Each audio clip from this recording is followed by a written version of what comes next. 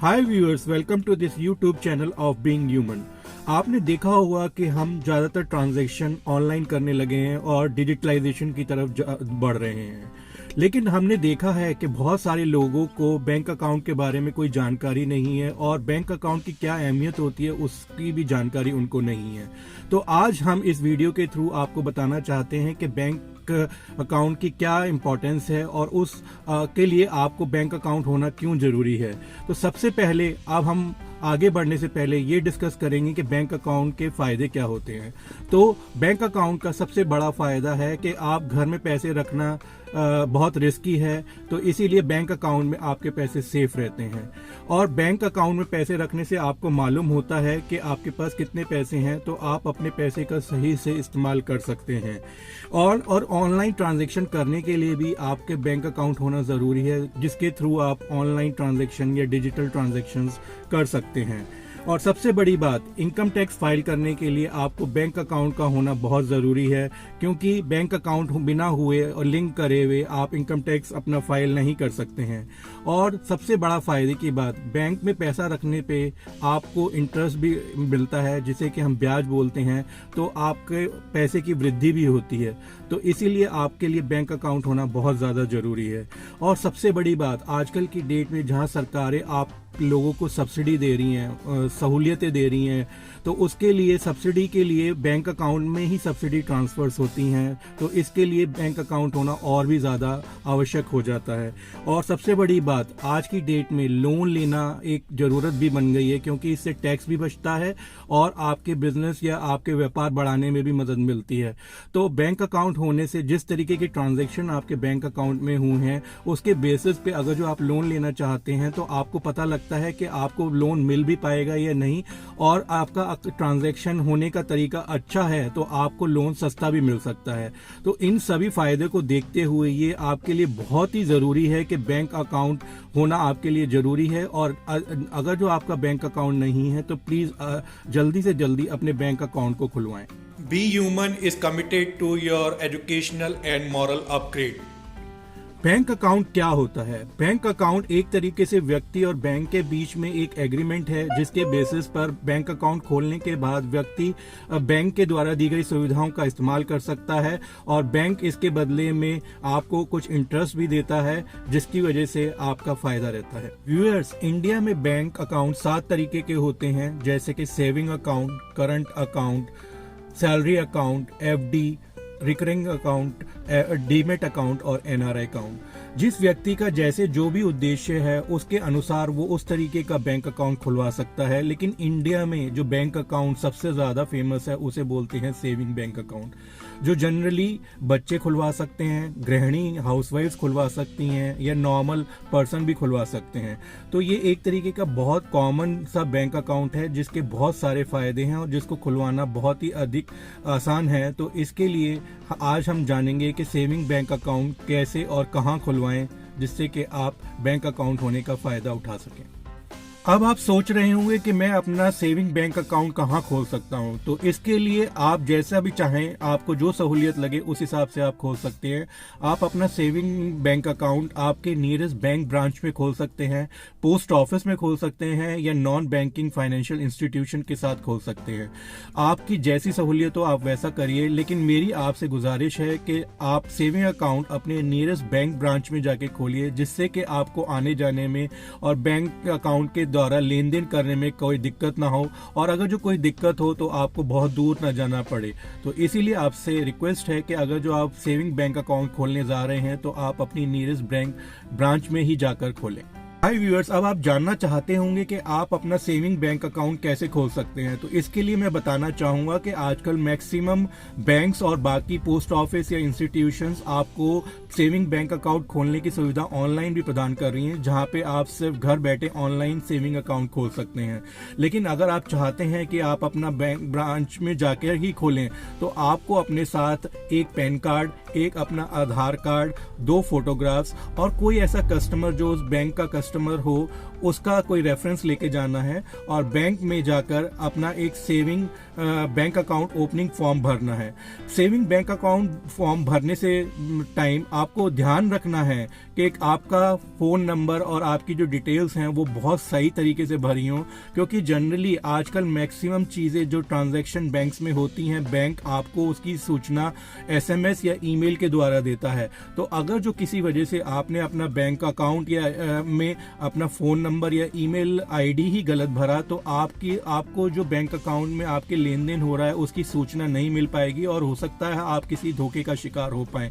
या कोई बैंक अपनी कोई नई सहूलियत ला रहा है तो वो आपको SMS या बैंक ईमेल ID के थ्रू ही बताता है। तो ध्यान रखें कि आपके लिए सबसे ज़्यादा ज़रूरी है कि आप अपना फ़ोन नंबर जो कि आप चालू रहना चाहिए और आपके पास होना चाहिए, उसकी डिटेल्स सही तरीके से भरें और अपना ईमेल ID सही तरीके से भरें, क्योंकि इन दोनों चीज़ों के बेसिस पे ही आपके बैंक अकाउंट चालू रहेगा और आप उसको सही तरीके से इस्तेमाल कर पाएंगे। तो इन सभी बातों का ध्यान रखें। इसके अलावा फॉर्म फिल करते समय आपको नॉमिनी का डिटेल्स भरना बहुत ज़रूरी है, क्योंकि जनरली नॉमिनी की इम्पोर्टेंस बहुत ज़्यादा होती है। भगवान ना करे आपको कुछ प्रॉब्लम हो जाए तो उस सिचुएशन में आपके नॉमिनी को सारे अधिकार दिए जाते हैं। तो जनरली ये देखा गया है कि नॉमिनी की डिटेल्स लोग नहीं भरते हैं, जिससे कि कुछ गलत होने पर उसको बड़ी दिक्कत झेलनी पड़ती है। तो आप ध्यान रखें कि नॉमिनी की डिटेल्स सही तरीके से भरें और जो भी सुविधा आपको चाहिए उस फॉर्म में, उसी सुविधा को लेने के लिए ही उसमें डिटेल्स भरें। अगर जो आपको कुछ सुविधाएं नहीं चाहिए तो उसके लिए उस सुविधा के आगे कट लगा दें और पूरे फॉर्म में कोई भी ऐसी चीज़ है जो आपको समझ में नहीं आ रही है तो उसको खाली ना छोड़ें, उसको काट दें। हो सकता है अगर जो आप ऐसा नहीं करेंगे तो कोई व्यक्ति आपको उसमें गलत तरीके से भर के आपको चीट कर सकते हैं, जिससे कि आपको नुकसान हो सकता है। तो आप इस फॉर्म को भरते हुए इन सब बातों का ध्यान रखें, जिससे कि आपका सेविंग बैंक अकाउंट आगे सही तरीके से चल सके और आपको कोई दिक्कत ना हो। व्यूअर्स, अब आपके मन में सवाल आ रहा होगा कि कौन सेविंग बैंक अकाउंट खोल सकता है और क्या इस सेविंग बैंक अकाउंट खोलने के लिए कोई फीस जमा करानी पड़ती है। तो इसके बारे में हम बताना चाहेंगे कि सेविंग बैंक अकाउंट कोई भी भारतीय नागरिक, जो कि बच्चा भी हो सकता है, जो कि गृहिणी भी हो सकती है, एक महिला हो सकती है और एक नॉर्मल पर्सन हो सकता है या सीनियर सिटीजन कोई भी हो सकता है, तो वो अपना सेविंग बैंक अकाउंट खुलवा सकता है। इसके अलावा डिफरेंट बैंक्स की अलग अलग फीस होती हैं, लेकिन कुछ तरीके के सेविंग बैंक अकाउंट ऐसे भी होते हैं जो कि टोटली फ्री ऑफ कॉस्ट खोले जा सकते हैं, जिसमें सबसे ज़्यादा जो आप लोग जानते हैं या सुना होगा जिसको बोलते हैं जनधन अकाउंट। ये सेविंग बैंक अकाउंट कोई भी व्यक्ति फ्री में खोल सकता है, इसके लिए आपको कोई भी फीस जमा कराने की ज़रूरत नहीं होती। इसके अलावा कुछ सीनियर सिटीजन सेविंग अकाउंट्स भी होते हैं जो इसमें के बैंक्स सीनियर सिटीजन को कोई भी फीस जमा नहीं करनी होती और उसके बेसिस पे वो सेविंग बैंक अकाउंट खोल सकते हैं। इसके अलावा जनरली नॉर्मल पर्सन्स के लिए जो कि सेविंग बैंक अकाउंट खोलने के लिए हर बैंक की कुछ अलग अलग फीस है। जनरली सरकारी बैंक्स की फीस 500 रुपये से लेके 5,000 रुपये के बीच में हो सकती है और ये फीस उस चीज़ पे डिपेंड करती है कि आप उस सेविंग बैंक अकाउंट में क्या क्या सुविधाएं लेना चाहते हैं। तो जनरली मुख्यतः ये देखा गया है कि सरकारी सेविंग बैंक अकाउंट जनरली 500 से लेके 2,000 रुपये के बीच में खुल जाते हैं। हाँ, जरूरी कुछ बैंक्स जो आपकी सुविधा चाहिए उसके हिसाब से 5,000 रुपये तक भी ले सकते हैं, लेकिन ये सब सुविधाओं पर डिपेंड करता है। अब आती है कि सेविंग बैंक अकाउंट जो आप प्राइवेट बैंक्स में खुलवाना चाहते हैं तो वो जनरली उनकी फीस कुछ ज़्यादा होती है कि जो जनरली 5,000 रुपये से लेके 10,000 या 15,000 रुपये तक भी जा सकती है। वो सब डिपेंड करता है कि आप उसमें क्या क्या सुविधा लेना चाहते हैं, क्योंकि ये देखा गया है कि प्राइवेट बैंक्स जनरली कस्टमर्स को ज़्यादा सुविधाएं प्रदान करते हैं, जिससे के लिए वो उससे फीस भी ज़्यादा ही लेते हैं। तो जैसे आपकी ज़रूरत है, जिस हिसाब से आपको लेन देन करना है, उस हिसाब से आप अपना सेविंग बैंक अकाउंट उस निर्धारित फीस के जमा करके खुलवा सकते हैं। और अगर जो आप चाहते हैं कि आप अपना सेविंग बैंक अकाउंट फ्री में खुले तो आप जनधन बैंक अकाउंट भी खुलवा सकते हैं। और कोई सीनियर सिटीजन चाहता है कि उसकी बिना पैसा जमा कराए, कोई फीस जमा कराए सेविंग अकाउंट खोल सके, तो वो सीनियर सिटीजन बैंक अकाउंट भी खोल सकता है। तो इन सब जानकारी को लेते हुए हमें आशा है कि आप जान गए होंगे कि बैंक अकाउंट खोलने के लिए कौन खुलवा सकता है और उसको इसकी क्या फीस होती है। अब हम आपको बताना चाहेंगे कि सेविंग बैंक अकाउंट खोलने के बाद बैंक से आपको क्या क्या चीजें मिलती हैं। तो अकाउंट खोलने के बाद बैंक आपको एक पासबुक देता है, एक चेकबुक देता है, एटीएम कार्ड देता है या डेबिट कार्ड देता है, जिसके भी आपने फॉर्म को भरते समय या सेविंग अकाउंट खोलते समय रिक्वेस्ट डाली हो। यहाँ पे बहुत ध्यान रखें कि ये सब चीजें आपको लेते हुए बहुत आसान लगती हैं, लेकिन आप इन सभी चीजों का चॉइस जो है बहुत ध्यान से करें। अगर जो आपको लगता है कि आपको ऑनलाइन ट्रांजैक्शन करना नहीं आता या आप उसको इजीली नहीं कर पाते हैं या आपको डर लगता है कि ऑनलाइन ट्रांजैक्शन होने में फ्रॉड रहता है और आपको उसको करते हुए डर लगता है या आपको उसकी कोई खास ज़रूरत नहीं है, तो आपसे ये रिक्वेस्ट है कि जब भी आप सेविंग बैंक अकाउंट खोल रहे हो तो सिर्फ एटीएम कार्ड के लिए ही रिक्वेस्ट करें, क्योंकि जनरली डेबिट कार्ड में ऑनलाइन ट्रांजैक्शंस होती हैं जिससे कि आपको नुकसान हो सकता है, क्योंकि आप जानते हैं कि आप ऑनलाइन ट्रांजैक्शन करना या तो जानते नहीं हैं या आपकी ज़रूरत नहीं है या आपको उसको करने से डर लगता है। इसी तरीके से हम बताना चाहेंगे कि अगर जो आपको ऑनलाइन ट्रांजैक्शन करने में डर लगता है या किसी तरीके की प्रॉब्लम है तो आप अपना ऑनलाइन नेट बैंकिंग की सुविधा भी ना लें। तो अगर जो आपका काम सिर्फ एटीएम से पैसे निकलवा के चल सकता है तो सिर्फ आप अपनी रिक्वेस्ट जो है एटीएम कार्ड के लिए ही करें, क्योंकि ये भी देखा गया है कि जो डेबिट कार्ड होता है उसकी चार्जेस भी बैंक ज़्यादा लेते हैं, क्योंकि उसमें जो बैंक सुविधाएं देते हैं वो भी अलग अलग तरीके की होती हैं। तो अगर जो किसी भी तरीके से आप ऑनलाइन ट्रांजैक्शन करने से डरते हैं या आपको करना नहीं आता या आपको फ्रॉड का डर रहता है या आपका काम बिना ऑनलाइन ट्रांजैक्शन के कर सकता है, तो मेरी आपसे गुजारिश है कि किसी भी कीमत पर आप डेबिट कार्ड और ये सब चीज़ें ना लें, सिर्फ एटीएम कार्ड लें, क्योंकि एटीएम कार्ड से भी आप एटीएम से पैसे निकलवा के अपना लेन देन पूरा कर सकते हैं और बैंक में जाके ट्रांजैक्शंस भी पूरी कर सकते हैं। तो इससे आपका उद्देश्य भी पूरा हो जाएगा और जो आपको डर लगता है ऑनलाइन ट्रांजैक्शन से, उससे भी आप दूर रहेंगे। अब मैं आपको आपके फायदे की बात बताना चाहता हूं।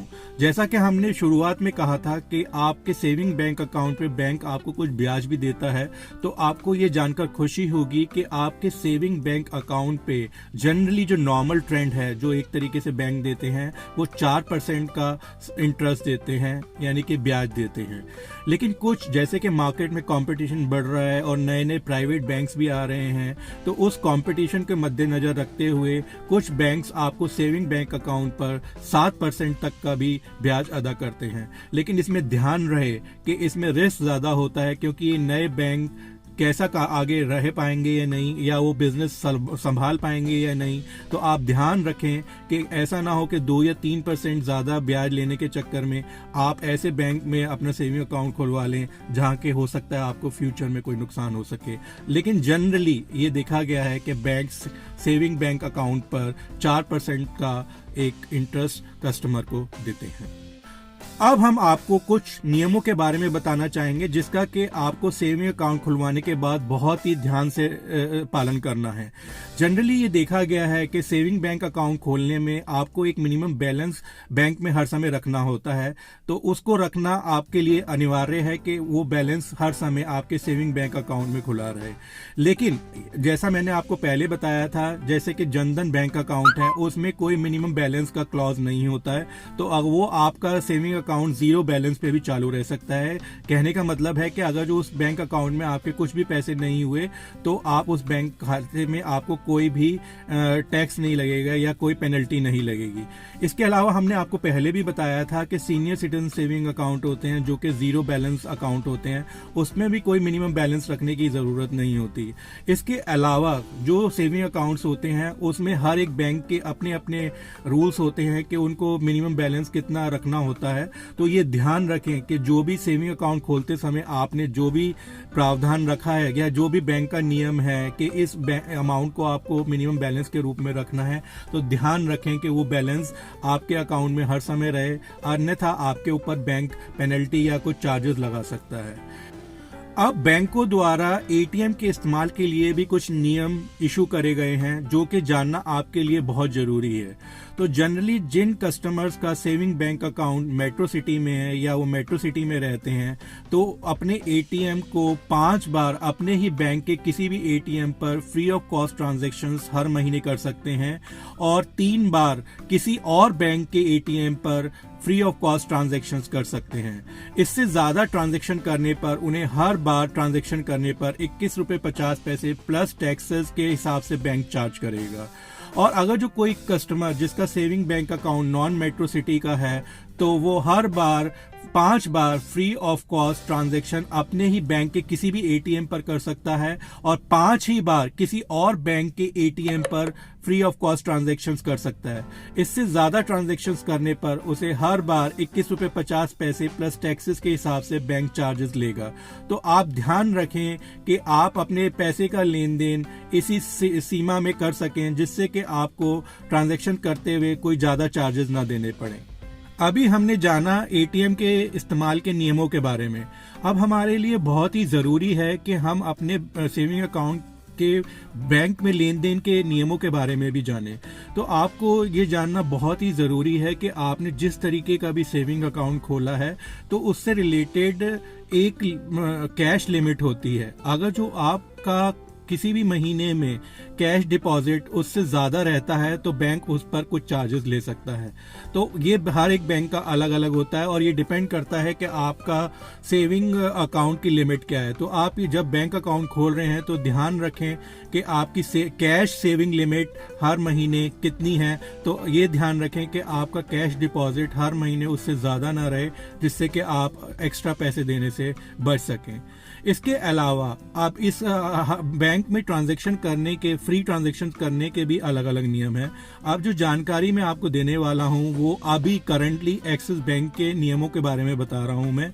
तो एक्सिस बैंक में अभी आप हर महीने 4 बार बैंक में जाकर ट्रांजैक्शंस कर सकते हैं, टोटली 4 बार। इसका मतलब है चाहे आप चारों बार निकलवा लीजिए पैसा, या चारों बार जमा करा दीजिए, या दोनों मिलाकर 4 बार से ज्यादा अगर जो आप कोई ट्रांजैक्शंस हर महीने बैंक में जाकर करेंगे, तो बैंक उस पर कुछ चार्जेस लेगा। तो आप इस बात का ध्यान रखें कि आप हर महीने 4 बार के लेन देन में ही अपनी जरूरतों को पूरा कर सकें। और इसके साथ एक जरूरी और ध्यान रखें कि अगर जो आप 50,000 से ऊपर एक बार में कोई पैसा जमा कराने बैंक में जा रहे हैं, तो उसमें आपको अपना पैन कार्ड नंबर लिखना अनिवार्य है। और इससे भी ज्यादा जरूरी है, अगर जो आप इस बात का ध्यान रखें कि अगर जो आप 1 लाख या उससे अधिक बैंक में जमा कराने जा रहे हैं, तो इस बात का ध्यान रखें कि इनकम टैक्स डिपार्टमेंट या बैंक अथॉरिटीज आपसे उसका सोर्स पूछ सकती हैं कि ये पैसा आपके पास कहां से आया। तो आपके पास इस सब चीज का जवाब रहना चाहिए। इसके अलावा और इम्पोर्टेंट है कि अगर जो आप पूरे साल में 20 लाख रुपए से ज्यादा अपने सेविंग बैंक अकाउंट से निकलवाते हैं, तो आपको 2% का टीडीएस देना पड़ता है, जो कि आप बाद में साल के एंड में इनकम टैक्स रिटर्न फाइल करते हुए ले सकते हैं वापस। बट 20 लाख से ज्यादा का आप अगर जो पैसा पूरे साल में अपने सेविंग बैंक अकाउंट से निकलवाते हैं, तो आप बैंक उस पर 2% टीडीएस काट लेता है। तो आशा करता हूं कि आप इन सभी नियमों का पालन करेंगे, जिससे कि आपको कोई ज्यादा पैसा या कोई टैक्स या कोई किसी पेनल्टी के रूप में कोई स्क्रूटनी आपके उसमें ना आए। तो आप इन सब चीजों का ध्यान रखें। जैसा कि हमने आपको वीडियो के शुरू और बीच में बताया था कि बैंक में लेन देन के अलावा बैंक आपको और भी कई सारी सुविधाएं प्रदान करता है, तो उसके लिए भी कुछ चार्जेस होते हैं। जनरली ये services bank free of cost नहीं देते हैं। तो आपके लिए ये जरूरी है कि जब आप सेविंग बैंक अकाउंट खोल रहे हो, तो इस जानकारी को आप बैंक के प्रतिनिधियों से ले सकें। और जनरली ये चेंजेस आरबीआई की गाइडलाइंस के हिसाब से टाइम टू टाइम चेंज भी होते रहते हैं, जो बैंक अपने ग्राहकों को ये जानकारी देते भी रहते हैं। बट आप सतर्क रहें, क्योंकि चेंजेस इतनी जल्दी होते हैं, कई बार ध्यान में नहीं रहता और आपको पेनल्टी या कुछ एक्स्ट्रा चार्जेस देने पड़ते हैं। तो कुछ बेसिक चीजें जिस पे आपको ध्यान रखें, वैसे तो बहुत सारी चीजें हैं जिसके सर्विसेज पर बैंक चार्जेस लेते हैं, लेकिन कुछ जानकारी, मिनिमम जानकारी देने के लिए, जैसे मैं बताऊं, आपको चेक बुक आप इशू कराते हैं, तो उस पर भी पर चेक बुक के हिसाब से आपको बैंक कुछ चार्जेस लेता है, जो हर बैंक के अलग अलग होते हैं। अगर जो आप एटीएम कार्ड इशू करवाते हैं, तो उसके भी चार्जेस होते हैं। अगर जो आप डेबिट कार्ड के लिए अप्लाई करते हैं, डिपेंडिंग ऑन द फैसिलिटी उस डेबिट कार्ड में क्या क्या है, उस पर भी आपके कुछ चार्जेस होते हैं। इसके अलावा अगर जो आप कुछ ऑनलाइन ट्रांसफर्स करते हैं लाइक अलग अलग मोड से, तो उसके ऊपर भी बैंक्स के कुछ अलग अलग चार्जेस होते हैं। तो आपसे एक बेसिक रिक्वेस्ट है कि इन सभी डिटेल्स की जानकारी होना आपके लिए बहुत ज़रूरी है, क्योंकि अगर जो आप अपने पैसे को सही तरीके से मैनेज कर पाएंगे, जब ही वो पैसा आपके लिए तरक्की लाएगा। तो पैसा आज की डेट में बहुत इंपॉर्टेंट है, इसका इस्तेमाल सही तरीके से करें और पूरी जानकारी के साथ करें। आशा करते हैं कि इस वीडियो में आपको सभी सेविंग बैंक से रिलेटेड सभी बेसिक जानकारी मिल गई होंगी। अगर जो इसके अलावा भी आपके पास कुछ प्रश्न है सेविंग बैंक अकाउंट से रिलेटेड, तो आप हमें कमेंट सेक्शन में डाल सकते हैं, और आशा करते हैं हम ऐसी वीडियोस आपके लिए और लाते रहेंगे जहां अपने आप पैसे को सही तरीके से इस्तेमाल करने जान सकेंगे। तो आपसे रिक्वेस्ट है कि इस चैनल को सब्सक्राइब करें, जिससे कि हम मोटिवेटेड रहें ऐसी और वीडियोस लाने के लिए। Thank you. बी ह्यूमन आपके शैक्षिक और नैतिक उत्थान के लिए दृढ़ संकल्प है।